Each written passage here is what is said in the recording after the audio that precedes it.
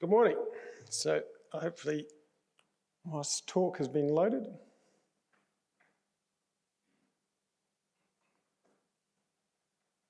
How does this work? Is that the first slide? No. Okay, program 2, soil performance metrics. What's it about? That's what I want to, 10 minutes, just give you an overview of what that is. I see it. Oh, beautiful. I can read it. So this is what I was referring to when Matt was talking earlier, that the idea of land care is not a new thing. And to be a successful farmer, one must first know the nature of soil. That's from Xenophon Economicus, which the word economy is derived from 400 BC. So this concern about soil is not a new thing. So what is the nature of our soils, and how do we measure and get the best indicators out of that to measure soil performance? Well, which measures? This depends. For which use? By whom? For what purpose? On which soil? We saw earlier today that Tasmania has every single soil order in a very small place. In fact, while Indigenous Australians were cut off for 10,000 years, at least they had every single soil available to them in Tasmania. And they do have cultural stories about the distribution of those soils. They knew about the distribution of different soil through the state. So which soil, at what cost? Farmers constantly remind us about the costs of things, and these are constantly going up, as Mike pointed out earlier. How often can we measure things? And this is a difficult thing. We need more soil data to come through more rapidly. And where are we going to measure? So soil, the most complex thing in the universe apparently is the human brain thing, but the most complex material, in my view, in the universe is soil. Because fundamentally your brain will end up back in the soil, and we have fungi when your life comes to a conclusion, which it will happen. No one's worked out how to defeat that yet. But there are fungi within the soil that can actually control our brains, but also brains of various insects. And I won't tell you those stories, but they turn, ant zombies and some of these other insects are controlled by fungi within the soil. So it's a very complex material, still poorly understood, most especially biologically. There's many competing uses and interests of users of soil, and many indicators. We have many, but we're getting so much wrong, as we heard from Matt. And I won't go through that list there, but that's probably a little bit of a summary of what Matt and then Mike were talking about. So we've got all these measures, but we're still getting a lot of it wrong. So how can we do some of it better? And so what am I doing about it? What is our program doing about it? What are our great people within program 2 doing about it? And I must say I'm very proud of what they are doing. They're not doing everything, but they are doing some things with the budget constraints we have. First of all, we've got projects which are asking users of data what it is the most valuable data. When is it most valuable? And with that data, what do we do with it? And how does it tell us something about other indicators? Are there synergies between different indicators? And that project's being led by Nathan Robinson. He's got an absolutely awesome little survey that's going to be coming out very soon. So it's a bit of a plug for that. And we'll be talking about data later. Are we also trying to show users, farmers, Australians, what soil information we have? And in particular, we have something tuned for farmer data, for farmer participants, not just public soil data, but your own data that you can use to share or to store or to visualise soil data at farm, region and national scale. And that's been funded, as Michael was just saying before, that's gone into its second phase of funding.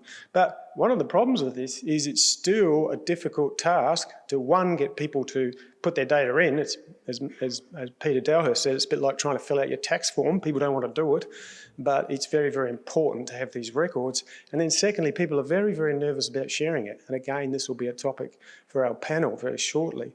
It's great having the data in there, but when will we get the confidence to share it? So what is this farmers' data? And this is, as I said, a project led by Peter Dowhurst at Federation University. And when you look at that, you know, there's 8,000 pH measures. Okay, good. So that's hydrogen ion. That's the first element in the periodic table. So we're getting a bit of a measure of that. Great. So we started at the beginning of the periodic table. Brilliant. And we've got down as far as, well, calcium. What's the heaviest element there? Someone will tell me, calcium or magnesium. You know, where's the rest of the periodic table? Because I'm pretty sure plants just don't grow on these things. Where are the biological measures? Well, there's organic carbon, and we know that's important. And Matt's told us how much trouble we are with that. So what are we doing? Well, we're trying to work for a better way forward. We've got 13 major projects active at the moment and 4 completed. Very good work that's been conducted and put out in reports. And we've got a dozen PhD projects. These are developing not only new information and allowing us to experiment around the periphery, particularly with remote sense data, because fundamentally the mandate we were operating on was develop sensors that are on, in, or very proximal to soil. But, you know, there's a lot of knowledge from space, from drones, that we thought it's very important to explore too. And so we have PhDs helping us with that, and a series of other things there. I'm not going to read through them all. You can read them. But at the end of the day, this is helping us develop the broad spectrum of new researchers that we need in soil space as we look to the future and we look to the problems that have been raised. Okay, I've had a little drift of some text there, but that's okay. Is it good up there? No, it's not good up there. Okay, sorry, Marcus. Some of these things I'm just about to show you, you can go and look at on the field trips tomorrow. You'll be able to go and see these technologies, the next few slides, and there's also displays out there in foyer. And this is this phase where we not only work to develop basically agnostic sensors, things that are able to work with all types of existing technologies, but what farmers have been asking for, to be able to get measurements below the soil, out of the way, where the sensors aren't damaged by stock, by cockatoos, by tractors and so forth. The other thing we've tried to do is to develop a smart shovel. It's ended up being a smart probe, and this, for the first time ever, globally, from my understanding, is able to measure moisture, salinity, and strength of the soil to assess compaction. And it's a tool that then can be utilised across the farm to look at moisture, look at soil strength, and display that information. So again, there's a display out there, and hopefully we'll have this to show you tomorrow. Yesterday there was a display of the lab and chip technology. Again, this is using one of our PhD students, Ruben Ma, who spoke at previous conferences, trying to take the lab out into the field. And so far we've been able to get that working for phosphate, nitrate and soil pH, where we bring the technology of the mobile phone together with 3D plastic printing to be able to put a small chemistry set in the hands of farmers. But that still needs work, still needs further work. The eNose is also on display out there. One of the things we thought, with the complexity of soil chemistry and soil physics, is there a way that you could simply get measures out of soil that are starting to pick up on some of these biological signals and starting to say something about them? You know, why does that cup of coffee smell so good? You know, why does that flower smell so nice?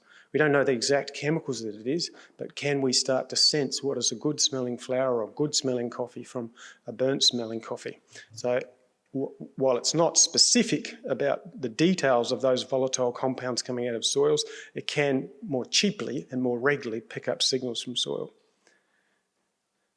For every plant on planet Earth, and that's mostly what we eat, although I did have fungi for breakfast, there are 17 fungi, and for every fungi there's another 10 bacteria. So we're a minor component of the world's biology, and we need to be working on that, and Mick Rose is doing that. There's a whole lot of other projects that people are working on that I haven't detailed here, an enormous number of participants as I show there. And so just to finish with my last minute, we've got to try and paint a picture of what the future is looking like. And this is still a little sketchy. This is still in review. We have these milestones that Michael referred to, and these milestones have to be met to keep the cash flowing so we can help support the projects. Okay, good, but we can review them, and we've been looking at that. But we also need to set new priorities for research based on what we hear from you and also from what our researchers, the gains they've made so far. And so these are currently currently, and it's a work in progress, the top 5 things that I'm starting to drill down on. Can we gain a better understanding of key indicators? We need to go back to square one and keep thinking about that. Have we got it right? How do they interact with each other, the interdependencies between these indicators? Because it's important. They're not just individual tests by themselves, they interrelate. Can we better define, and we need to do this, we haven't done much work on this because we've been trying to get measures, but what are the target values you might want to be looking at and the thresholds? So we need a project around that, actually starting to focus in on that and put that together. We've got information, but we need to formalise it. I believe we need more work on soil biological health, just based on what I said, what everybody said in this room. Every plant, 17 fungi. Every fungi, another 10 bacteria. That's a lot of biology, and 90% of fungi live in soil. And we know maybe 5% of that. I'm not exactly sure the number, 5–10%, not much, a lot to do before we can get practical, useful tests for farmers. And we need to develop, we're going to talk about data in a minute, but as a data custodian, we don't want to just have the soil CRC end, you turn off the electrons, as my colleague Nathan Robinson is keen of saying, and lose the data. So we've got a responsibility to build pilot repositories. We've got to encourage you and me and everybody in this room to build their metadata around the data. So even if we're not displaying the data, we need to know what in the hell it is and where it is. Can we use some of the new knowledge for auto capture with all the vocabularies that Peter Dalhouse and his team are working so hard to build, and trial AI and machine learning algorithms within some of these data systems if you guys will enable us, our farmer groups, to see your data and utilise your data? Would you at least allow that, to turn the switches on through that fair data process to make sure we can look at it? And finally, I believe, with our lab on the chip, we do need to think about building a soil solution extraction technology. I know Marcus Hardy had a bit of a go at this, but soil solution extraction technology that we can facilitate our lab on a chip. I know our lab on a chip is for soil, and I told you soil is the most complex material in the universe, in my view, and I did a lot of Google searching and I didn't get proven wrong. But at the end of the day, that means it's really, really hard to do the chemistry of it and get the chemistry out, and it's so often you want to get a solution and then work with the solution because it's so hard to work with the soil itself. So I think that's an important thing for the future too. So with that, Michael, it's still a work in progress. I put it up there to publicly display it. I didn't want to go away and develop priorities without consultation. And so this has been a great conference for that, allowing that consultation. So thank you.